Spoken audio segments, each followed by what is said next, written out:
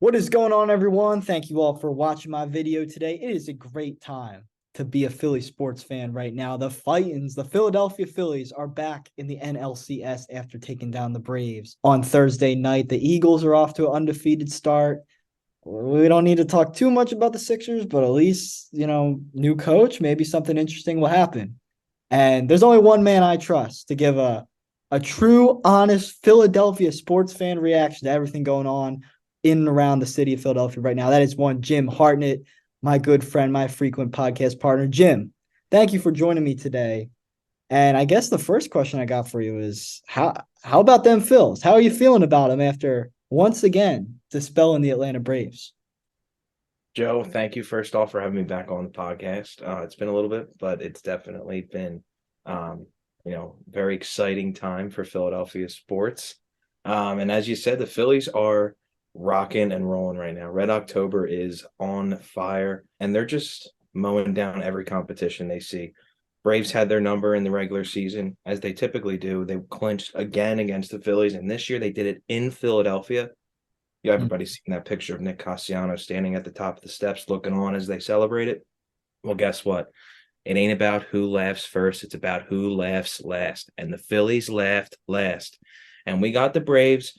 That was the hardest, most toughest battle the Phillies were going to face all postseason run, and they annihilated them. There wasn't a question about who was the better team. Game two, you could argue a little bit. They were up 4-0, or 4-1 at one point. It was a really out of it game until, they kind of bullpen just let it back in and Wheeler kind of, faltered. But anyways, neither here nor there because that game didn't matter. Yeah. They won, they advanced. And the Snakes are going to get the same thing in four, guaranteed. I'm very animated because I'm so excited. This is last year it was like, man, this is awesome that they're there. Wow, they actually made it. Like not to like the NLCS or the World Series. It was like, oh my god, they made it to the playoffs. So now that they're actually like they're a playoff team, that's guaranteed. But now that they're actually back to a position where they can put themselves in the World Series again, I was thinking to myself today, like, wow, going back to the NLCS is like no small task. It's a big deal, and for a team that wasn't in the playoffs for like 12 straight seasons and to do it in back-to-back years, pretty remarkable. So I'm ready to win this World Series first since '08, and I'm ready for a parade down Broad Street, Joe. I am too, man. I can't believe that there was a time in my life where and it made sense, I grew up with the Phillies. Everyone talks about '08. I was even younger than you. I was 5. I never they never like when I was growing up in middle school, high school, they weren't relevant and I just went into that stereotype of like baseball is boring. Why do I want to watch these games? They're not even winning. But man, when you got a good baseball team, it's hard not to get invested. It's hard to watch every game, but as long as you're there for the journey, it pays off. And it's just nice to have one of my favorite teams just ripping wins off in the postseason like this. And you as an Eagles fan, maybe you're a little more used to playoff success. I got my stupid Packers over here, haven't won anything since 2010. So it's just really exciting to see them play this well against a team that everyone said, "Oh, you can't beat the Braves." I know they did last year, but that was a fluke. The Braves, best offense in MLB history, and they got a ton of talent. Don't get me wrong, but think about this Phillies team that I've always said is they went out there, Dombrowski went out there, the ownership went out there, they spent money, they brought in stars. Bryce Harper is already one of the all-time greats in Philadelphia. Trey Turner, mid-season turnaround. I mean, we were still kind of making fun of him when we went to see the game in August against Minnesota. Even then, Trey was just starting to turn things around, but now 2 months later, he looks every bit worth all the money we paid. Wheeler has been he's been an ace. He's been an ace. And Castellanos, 4 home runs in 2 games. Like these are guys they brought out from outside the organization. And it's nice to have people with Embiid and with the Sixers, like Hurts with Philly, with the Eagles. It's nice to have that homegrown talent, but sometimes like when a group of guys can just come together, and I know there's homegrown talent, there's Bryson, there's Bohm, etc. But like it's nice to have just a group of guys just come together and all of a sudden just restore this franchise to what it once was. And it's just so exciting because you can feel it in the bank. You can hear it even on TV, just how excited the fans are to have postseason baseball back. Joe, I get like shivers and like pins and needles when you mention anything about either the '08 parade, because I was there in person. I remember it Really? Wow. vividly.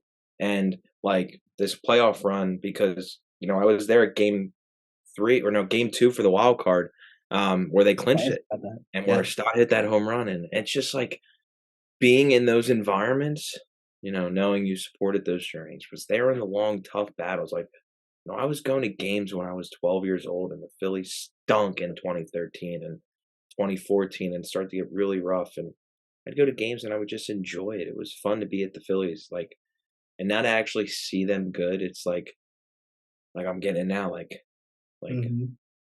I'm speechless. It's so amazing to see a team come full swing, having a battle between, whether we were supposed to be a homegrown type of organization where we build within and, grow within. And, we've had a couple of guys that have helped us in that aspect, with Bryson Stott and Alec Bohm. But at the end of the day, our major contributors have been, like you said, because of Dave Dombrowski willing to come in here, spend some, oh, and John Middleton as well, spend some money and get the guys who are the best at their position. JT, he is the best catcher in baseball, hands down. Whether it's his aspect behind the plate, his ability to call a freaking baseball game. Like, you know, it's hard to do it 162 games, but when it comes time to the playoffs, he's locked in. He gets Nola, who struggles against these Yep. teams that just completely, absolutely make them look silly. And it's not because it's Nola. I mean, it is a little bit, but it's also because JT knows these teams so well. And he hit a home run this series. Like he has he has his efficiencies, he has his deficiencies, but that's just another player that they brought in, Nick Castellanos. That might not be the best of right fielders because there's Acuna, there's Mookie Betts, but you know, 4 home runs in 2 games. Come on, like that. The first person ever to do that in MLB postseason history. Yeah. Like, who would have thought the person would be Nick Castellanos? You would Right. think it'd be Bryce Harper, and he's had a spectacular series too. And it all started with him coming to Philadelphia, and he is a godsend. At the end of his tenure in here, whether I mean, I think we're going to win it this year. I'm calling it right now. I placed a $50 bet at the beginning of the season for $500 win. They're already giving me a $300 cash out, Joe. They want me to have it already. But anyways, even if he didn't win a World Series here, Bryce Harper would go down as the most loyal, most most Philadelphia athlete ever, at least in my lifetime, because he just breathes and lives Philadelphia. Everything about it. And so I'm excited to see where this goes. But, I said at the start, this we're gonna, beat the Snakes in four. I still think that. Um, but they're a tough team. If you Yeah. watched any of their games against the Dodgers, granted the Dodgers looked horrible. I mean, Mookie and Mhm. Freddie Freeman had one hit combined and like 20 something at bats. It was horrible. But, you know, that They Diamond did the Kershaw. I what just exactly in game 1 they got right on the way, and that was it. That was the series right there. They that got was on it for that 5 was the 5 only runs in the first pitcher inning, boom, you're done. is the That's it. only pitcher the Dodgers had, and he lasted an inning because all their other guys were hurt or Yep. Urias's Dealing situation. with so much other stuff. Yeah, Yeah. he's dealing with crazy off the field stuff, but But you're they right. They're crazy. Like, this team is good, and so I was seeing, like, some of their fan base as well, and it kinda reminds me a little bit of Philadelphia, how they got a little pump to them too, so, Mhm. it's gonna be a difficult atmosphere going there. They need to win these first 2 games, and then I think we're, set in stone. Yeah, I But mean, they haven't lost at home yet this playoffs. I think, like, Arizona, like, Zach Gallen he's an ace. He simply is. And Kelly's not he's no slouch, but I just baseball's the last sport you wanna just look at talent and on paper, like, we learned that last year with the Phillies, like, when they made the World Series, so you don't wanna disrespect anyone. They've made it this far. At the same time, like, if we're just projecting on paper before the series begins, the Phillies have the better bullpen, they have the better starters, and they have the better offensive talent. And I don't know much about the managerial situation over in Arizona, but I know I trust our manager. So Yeah, I just think everyone's playing so well. I don't have a real gripe with anyone in this playoff run so far. There hasn't been anyone who has truly disappointed me. I mean, you can pick nits with guys like Gregory Soto, but at the end of the day, he's playing an inning every couple games. Like, I don't know. I just think they should win this in four is strong. I wouldn't predict a sweep just because, it's hard. It's playoff baseball, but It's tough. Yeah, that sweep's tough, but yeah, like at the end of the day, I think you were kind of hinting on it that it comes down to not really what matches up on paper, but who's just is hot. Who's hot at that that time? too. Yep. It's not only shown with the Phillies last year, but think of the 2019 Nationals. Mhm. They went into Houston and just completely stole that game 7, and I mean, it's happened time and time again of just, being a hot team this season with Texas. Went in to, the 2nd team in the American League East who had, nearly 100 wins. I think that's who we're gonna face. I I think think I think so too. we started the season against them. I think we're gonna end it against I them. said the same thing to my We brother. yeah, we don't Started need to, like, go all in on the Rangers just yet, but But great that we got swept to start the season. I hope nobody forgets that. No, it'd be an interesting series because the Phillies did not win a game against them in 3. Interesting. So hopefully, I think all these months later it'll be a different tune, but they're not a team to take lightly either. But yeah, they've got to get past Zona first. I think just I like you said, the Phillies are red hot and they're playing well. Like you can't discredit what they've done so far. Like I don't know. And I love what you were saying about Bryce earlier as well. I just think you're talking about just being a face of Philadelphia sports in our lifetime. I mean, I guess he was here in our lifetime, but we were very young. Like this is to me, this is like our version of like Iverson. Like the way people talk about Iverson, it's a little different because Iverson did some, he has a different type of impact for the NBA that goes off the court as well. But Bryce, just the spirit of Philadelphia, I really do agree. It's just he more than anyone, even Jalen Hurts, more than anyone, Bryce Harper embodies that right now. And this team is just so likable. They're such a joy to watch, and I can't believe they're clicking so well. So, yeah, I got to double down with you. I'm obviously at this point, no Philly sports fans picking against the Phillies right now. Everyone's going to say we're going to win the World Series, but it's because momentum's on their side. How can you not Absolutely. believe in them? Absolutely, and they're not a team to get complacent either. Like, they're not downplaying the Diamondbacks. They're a good team. Like, everyone knows they're a good team. They wouldn't be here if they weren't a good team. They're not gonna take them lightly, and it just works fantastically that they're able to start fresh, have a clean weekend off, regroup, you know, drink some fluids from partying last night, and then, you go 1-2 with your aces. I mean, what more could you ask for? I mean, it's it's lining up to just be a great opportunity for the Phillies to really get that one, you know? It would just be like the opposite of 08, 09, you know? Yeah, Go right. in Flip. 09 or in 08 they won it, but in 09 they lost it, but, 22, you lose it, 23 maybe you come back and win it. I mean, That feels even sweeter than winning it first, I would say. So I can't Joe, I can't wait to see how it plays out. I'm so looking forward to it. I'm so pumped, and, like, it's unfortunate because there's so many other good sports going on right now, whether it not only just be Philadelphia sports, but other teams as well that I've just put everything to the side a little bit and, kind of, like, tunnel visioned on the Phillies. Yeah, absolutely, and they deserve the attention. I mean, even today, I walked into the Collegian office. We had we had Daniel Mader was excited, Liam, Sammy V, everyone. They are the team for the city right now, but they're not the only team in the city. We can switch gears a little here. The Eagles, they're coming off a championship loss of their own last season. They've started off this year very strongly, 5-0. So I'm not an Eagles fan, but they're a very important team in the NFL. I love the NFL, and they're an important piece of the season. So how are you feeling about this 5-0 start? And do you think they can maybe channel a little bit what are the Phillies doing? Do you think they can make that run to get back to the championship again? Or do you think there's more issues with this Eagles team? What's your take on them right now? Joe, I'm smiling because I'm actually annoyed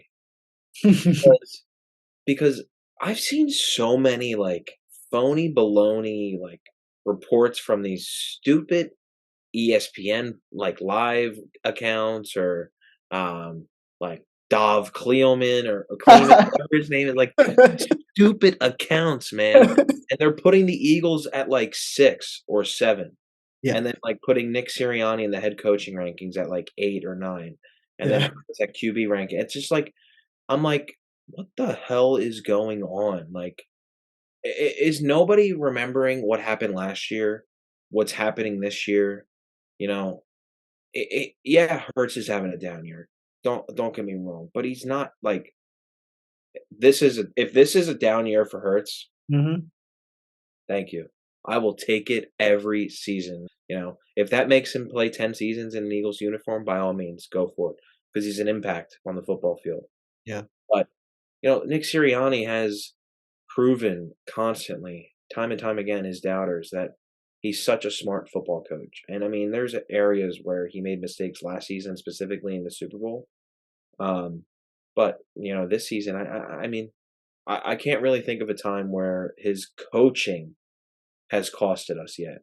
Maybe, 1, 2 plays you could throw up in there, but, it's been more impactful like in the first game where we were fumbling the ball and, the Patriots were able to come back and almost have an opportunity to score at the end.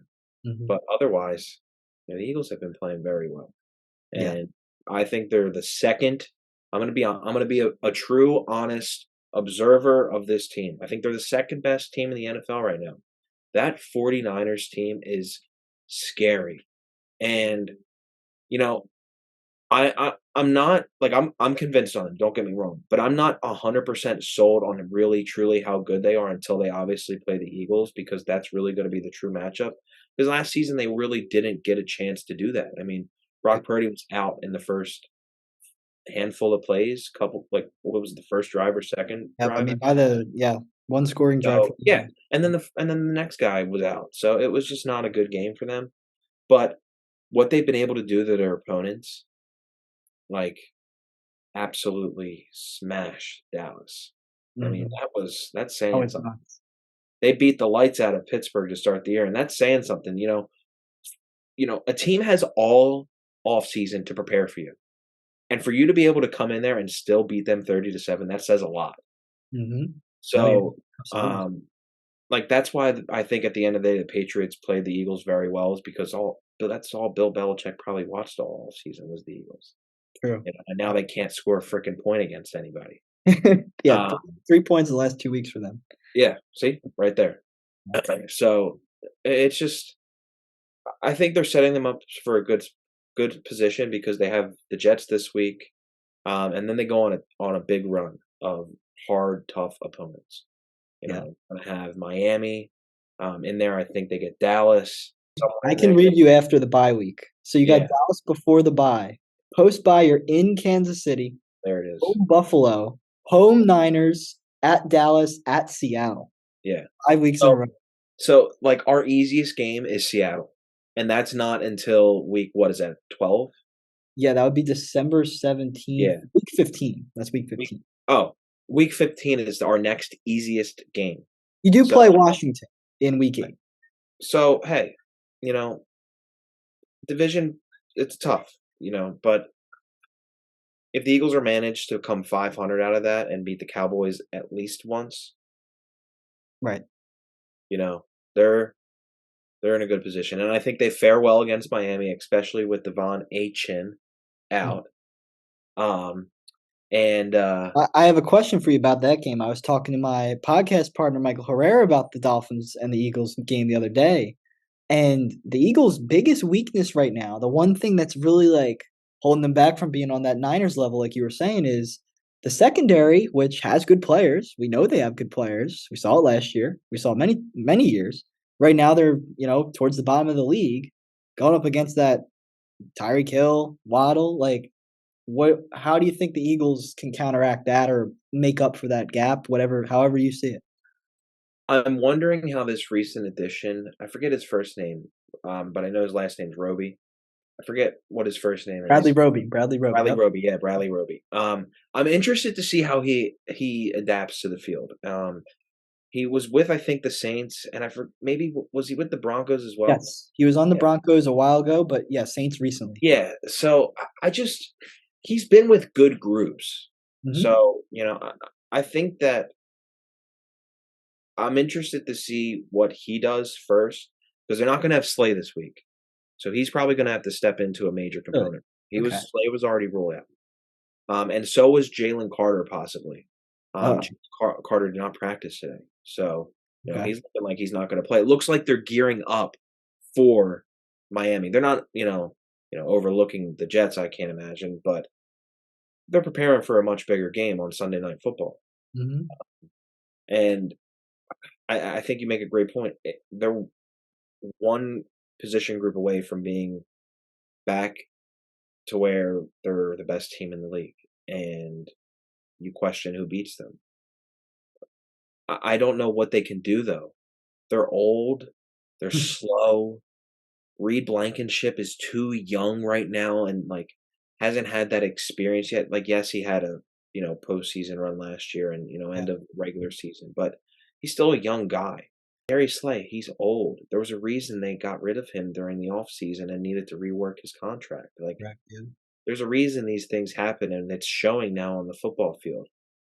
And so I think it's too late to address it now, at least with getting new players. They would have to wait until the draft and hope they can maybe work something out.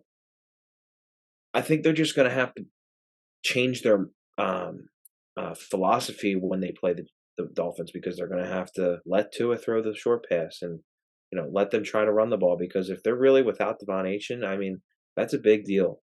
He was putting up I don't know what his exact yards per carry was, but it had to be close to It's 10. ridiculous. It had Yeah. to be over double digits, dude. Like it was insane. The Eagles have a good run defense, but I'm nervous.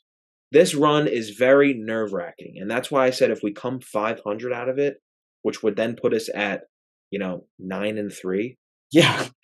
like, how can you not be satisfied with that? Because that's why I said the Eagles have set them up for a perfect position because they knew they were gonna be playing these tough teams. It's very nerve-wracking, let's just put it that way, but, that's why we have the Phillies who can kinda distract us a little bit There we from go. one thing or another, but no, I'm looking forward to seeing how they play the Jets on Sunday at the Meadowlands. Hmm. I hate that field, and they need to get rid of it. Yeah. Maybe they should bring Taylor Swift out there, and she'll get rid of it for them. Just Yeah. kidding. No, but seriously, for Al Michaels, I'm just thinking about this now. For Al Michaels to come out on the broadcast last night and kind of just like be like, they're not gonna show Taylor. They still did. They still did. It didn't work out. Listen, Didn't man, really work out. I'm a very pro Taylor Swift. I've made that Oh, I clear. love her. She's the best. Yeah. Here, I don't even think she wants to be the epicenter of the NFL. Exactly. That's the point, I Yeah. think. Yeah. Like, I get are getting a lot more fans Hmm. drawing in, but like Al Michael said, the reason people are here most of the time is to watch the game. If Taylor wanted to be on camera all the time, she would like do a live stream or something or vlog. Like, Yeah. like people do that now. So Hmm. No, yeah. if obviously she's not doing that, She's so literally just sitting in the box with Travis Kelce's family, and they just keep panning to her. Like, yeah, I don't. It's like yeah. what? I'm glad people are more like targeting the NFL on that than her Oh, it herself. absolutely. She's Well, literally just in the stands. Yeah. I don't think it's the NFL because if you think about it as Television networks, us like, communication students, we know it's all yeah, about that's broadcasting. what I meant. That's what I meant. So it's That's like these I think the NFL needs to start creating like stricter regulations in their contracts with like how many times they can pan to like these to see. celebrities like there was another thing I saw on Twitter about or X, sorry, No, X, call it uh, Twitter. I still call it Twitter. rip Twitter. There was I've something I still not saw. got the update. I still have Twitter. Do you really? I'm holding out. Yeah. Hey, good for you. I Thanks. I tried, but they just did it automatically. I could Elon hacked my phone. Yeah. But anyways, I saw on X one time, um, how they were comparing it to the NBA, where like the Lakers, they get a ton of celebrities at games, like Jay-Z, Drake in Toronto.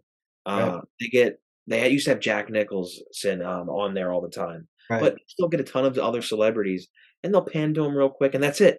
They'll show, Yeah. oh, Shaq's there. Oh, Or, oh, Kylie Kendall Jenner's there. Like, oh my Yeah, gosh, yeah, Kardashian. Oh my gosh. yeah, Like, that's it. And that's it. And then right, there's the game. right. But with like Taylor, like, what the what the hell? Like, come Yeah. on. Like, it's enough. So I'm Mhm. glad at least I'm not the only one. It's not that I have anything against her. It's just, like I said, people are there to watch the game, not, Yeah, see Taylor Swift. I Like, agree. she's the same way. She's there to see the game. She's not there to be on camera the whole time. I agree. I think it's a good take. I think that's a fair take where you're not going too much after, like, either side. It's just that's the reasonable outlook. Yeah, I agree. I agree. nothing against either people. I'm all for the people. Yeah, Like, show absolutely. her. I'm still a fan for showing her, just like once. Yeah, So if not 10 Travis times. makes a big play and Taylor's going wild, show me Taylor. Give me Yeah. Taylor. I think Give what me broke Taylor. what broke people was, like, I literally, like, Jerick McKinnon or someone made, like, a catch and they panned to Swift. Like, Yeah, it's like, what is going on? Like, it's I so don't understand. strange. I I'm know. so glad I didn't really watch it that much too because the Phillies were on. Yeah. Um, so, like, I didn't really see it that much, but it's I I know didn't watch a it second. happened, and it happened the 2 weeks previous as well. I agree. I agree. Well, the other Swift has also been a huge asset for the Eagles. So the last thing on the Eagles here, just my thing with them has been, I think last week in the Rams game, they corrected an important issue where it felt like the first few weeks they zeroed in on specific guys a lot, and it was kind of harming the overall offense. I feel like that Rams game was the first time everyone felt involved. They started strong, and really that's all I think they need to get back to being the team they were last year. Yeah. No, I could definitely see that, Joe, but I think maybe it's just how it worked out and that just maybe that was one of his games. I thought Goddard got a lot of attention.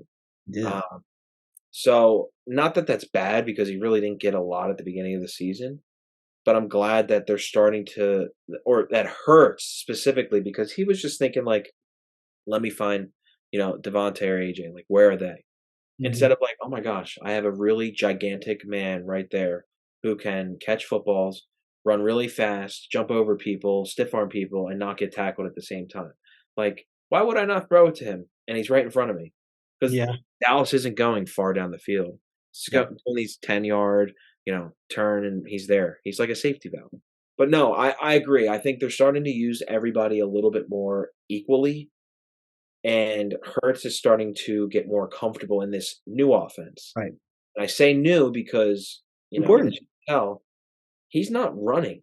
Like he's just not. And he at the beginning you could actively tell that he was thinking, "No, I can't run. I was told no, no more running."